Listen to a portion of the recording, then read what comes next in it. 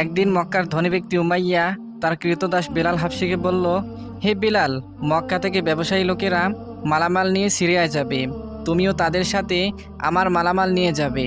সিরিয়ায় মালগুলো বিক্রি করে তাদের সাথে আবার ফিরে আসবে। মনিবের নির্দেশ পেয়ে বেলাল হাবশি রাদিয়াল্লাহু তাআলা আনহু কাফেলার সাথে সিরিয়ার উদ্দেশ্যে রওনা দিলেন। ওই কাফেলায় মক্কার ধনী ব্যবসায়ী হযরত আবু বকর রাদিয়াল্লাহু তাআলা আনহুও ছিলেন, কিন্তু তখনও তিনি মুসলমান হননি, কারণ নবী করিম সাল্লাল্লাহু আলাইহি সাল্লাম তখনও নবুয়তের দায়িত্ব পাননি। তারা পথ চলতে চলতে ক্লান্ত হয়ে এক স্থানে বিশ্রামের জন্য থেমে যায়। অতঃপর ক্লান্ত শ্লান্ত লোকদেরকে বেলাল হাবশি রাদিয়াল্লাহু তাআলা আনহু মধুর সুরে গান গেয়ে আনন্দ দিচ্ছিলেন।